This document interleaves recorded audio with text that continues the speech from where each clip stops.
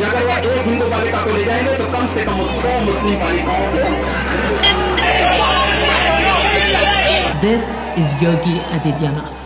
Critics have called him everything from a fire-breathing monk to a warrior priest. And for good reason.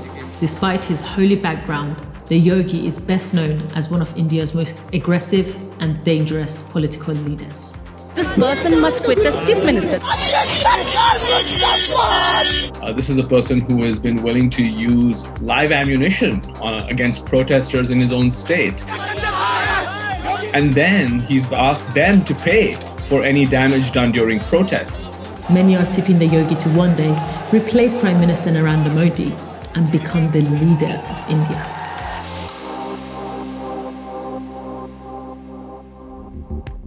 Yogi Adityanath is a high priest and an extreme Hindu nationalist. He believes that India is a Hindu country for Hindu people, and his anti-Muslim hate speeches have divided the country. In a speech he said, if one Hindu was killed by a Muslim, then 100 Muslims should be killed in return. I would say that he has attracted as his followers some of the most hardline, xenophobic, bitterly anti-Muslim and anti-Christian elements of the Hindu nationalist movement. The problem is, Adityanath isn't a fringe outsider. In the last decade, he's become one of the most powerful men in Indian politics with millions of die-hard followers. And he's used that power to incite deadly riots, bulldoze mosques, and rename cities to erase their Islamic history. Uttar Pradesh में Bharatiya Janata party की सरकार आई, हमने फैजाबाद को अयोध्या कर दिया। हमने इलाहाबाद को Prayag. This is a government that has lost the moral responsibility to rule, and Yogi Adityanath should resign. Now it is being turned into a laboratory of Hindutva fanatic politics. They are thinking it is a kind of holy war. Adityanath is a prominent member of the BJP, India's ruling party, and the chief minister of the state of Uttar Pradesh. It's the biggest state in India and is seen as the golden goose in Indian politics. That is the political heartland of India. And there's an old saying in Indian politics that the route to power in New Delhi goes through Uttar Pradesh. The state is home to around 200 million people, almost a quarter of whom are Muslim. To put that into context, there are more Muslims in Uttar Pradesh than the entire country of Saudi Arabia. And since becoming chief minister, Adityanath has turned the lives of Muslims there into a living hell. Yogi has said there is no place for others in places where there are more than 40% Muslims. जहां पर 20% से लेकर के 35 से 40% तक मुस्लिम आबादी है, वहां सांप्रदायिक भीषण दंगे हैं, और जहां 35 से 40% से ऊपर मुस्लिम आबादी है, वहां पर गैर मुस्लिमों के लिए कोई जगह नहीं है. He ensured zero representation for over 35% of the total population of the state who are Muslims. He turned that state into one of the most violent parts of India.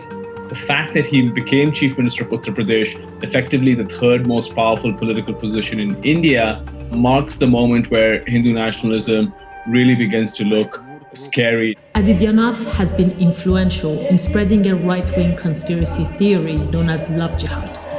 This is the theory that Muslim men are intentionally marrying Hindu women and converting them to Islam. He cited an Allahabad High Court order over yesterday that said that religious conversions for the purpose of marriage is not acceptable, to declare that his government would curb love jihad. It is actually false. It is not existing. And even his own government, his own central government denying its existence. एक प्रभावी कानून बनाएंगे, चोरी छुपे, नाम छुपा करके, स्वरूप छुपा करके जो लोग बहन बेटियों की इज्जत के साथ खिलवाड़ करते हैं, उनको पहले से मेरी चेतावनी, अगर वे सुधरे नहीं तो राम नाम सत्य है की यात्रा अब निकलने वाली है. This is 22-year-old Pinky, now back home after spending nearly 10 days at the Nari Niketan in Moradabad, where she claimed to have suffered a miscarriage. Pinky was sent to the shelter home after her marriage with a Muslim man was termed illegal under the new Love Jihad ordinance. Under the Yogi's rule, the police in Uttar Pradesh have become violent and emboldened. During Muslim-led protests, the police opened fire and were accused of murdering more than 20 people. He has empowered the police to act effectively as vigilante death squads. There is a complete breakdown of law and order in Yogi Adityanath's Uttar Pradesh. It is almost like an imitation of what fascism or Nazism. But it isn't just the police who've been empowered by the Yogi's rhetorics. Civilians are taking action too. He's the founder of a youth organization called Hindu Yuva Vahini, who've been responsible for violence and intimidation across the state. Dangerous gangs known as anti-Romeo squads terrorize people across the region under the protection of the Yogi.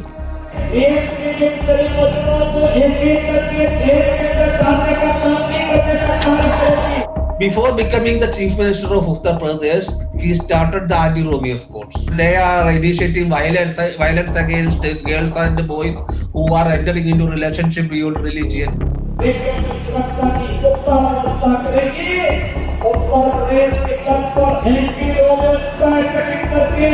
While sharing a stage with members of his youth organization during one of his speeches, Adityanath looked on as one man called for Hindu men to rape the corpses of Muslim women. We are literally in the middle of a rape epidemic in Uttar Pradesh especially, but also in the rest of the country. What the future holds for Yogi Adityanath, nobody knows. But tensions are rising in India, and he's the man driving them. Next year, he will campaign for re-election as Chief Minister of Uttar Pradesh.